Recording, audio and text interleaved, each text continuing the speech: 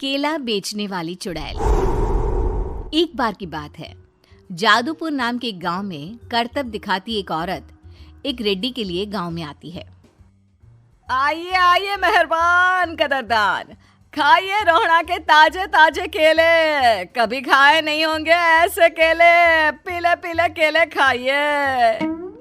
ये कहकर रोहड़ा हाथों में 4 केले लिए उन्हें सर्कल में जोर जोर से हवा में उछालती हुई करतब दिखाती है, जिसे देखकर आसपास के सारे बच्चे अपने अपने मम्मी पापा से उस औरत के पास जाने की जिद करने लग जाते हैं। पापा, ऐसा तो सर्कस में बॉल से होता है ना, ये आंटी तो केले से कर रही है। चलिए ना पापा, देखते हैं। रोहड़ा एक पतली सी तार पर चलती हुई केलों से करतब दिखाती है। आते जाते सभी लोग बाहर रुककर उसके करतब देखते हैं और वाह वाही करते नहीं थकते। जैसे ही एक आदमी पास आकर उसे पैसे देने लग जाता है, तब वो कहती है, अरे नहीं नहीं साहब, मैं करतब तो बच्चों के मन को बहलाने के लिए करती हूँ। धंधा तो मेरा केले का है। पीछे देखो मेरी रिड्डी, जो भी मेरे केले खाएगा मेरी तरह चुस्त दुरुस्त और तंदुरुस्त हो जाएगा। पता चलता है क्या कि मेरी उम्र 55 की है। अरे पर ऐसे ठंड के मौसम में कोई केला क्यों खाएगा?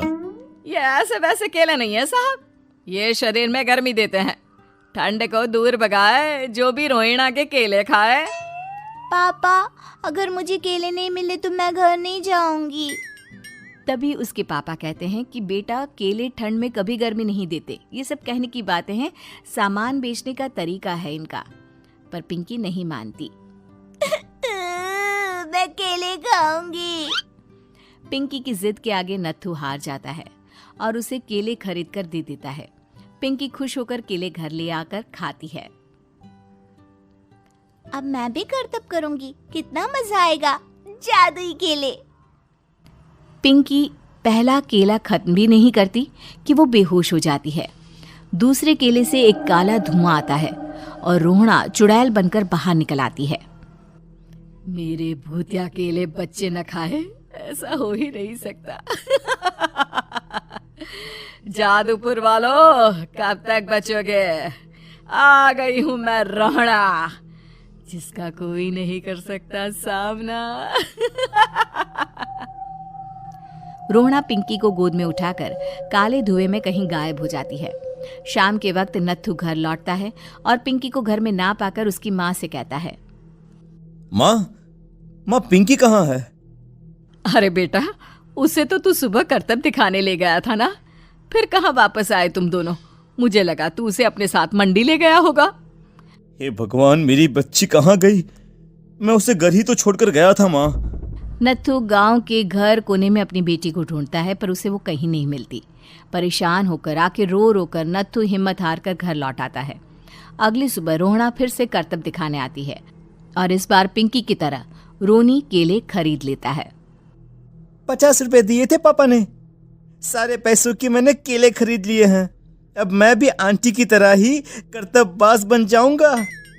यही सोचते हुए रोनी केले खाता है और पहला अकेला केला आधा खत्म भी नहीं करता कि चुड़ैल उसके सामने आ जाती है। मेरे साथ चलने का समय आ गया है रोनी। ये तो बस शुरुआत है। अब इस गांव के सारे बच्चे धीरे धीरे मेरे कब्जे में होंगे, एक बच्चा भी नहीं बचेगा। ये कहकर रोना रोनी को गोद में लेकर काले धुएं में अदृश्य हो जाती है। इसके बाद हर रोज गांव में से कोई ना कोई बच्चा गायब होता, पर ऐसा क्यों हो रहा है किसी को भी समझ में नहीं आ पा रहा था। रोज की तरह अपनी बेटी पिंकी की तलाश में नत्थू गांव के एक तालाब के पास बैठा रो रहा था।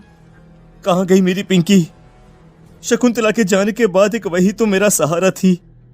अरे उसकी आत्मा कोस रही होगी मुझे कि मैं अपनी बच्ची को संभाल भी नहीं पाया। नत्थू ये कहता हुआ रो ही रहा था कि तभी तालाब में से उसे शकुंतला की आवाज सुनाई देती है।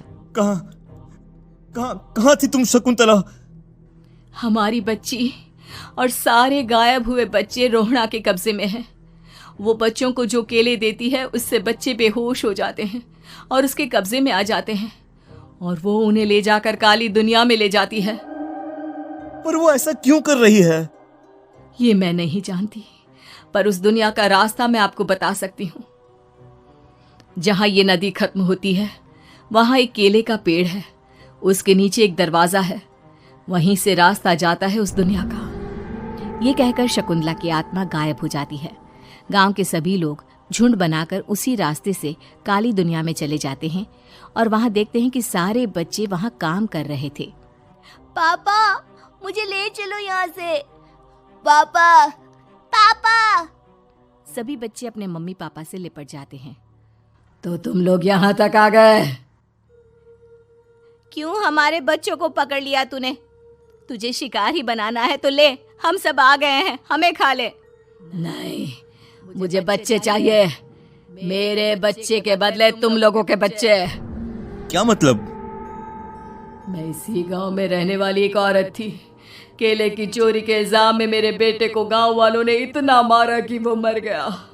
उसी दिन मैंने ठान लिया कि गांव वालों का भी वही हाल करूंगी।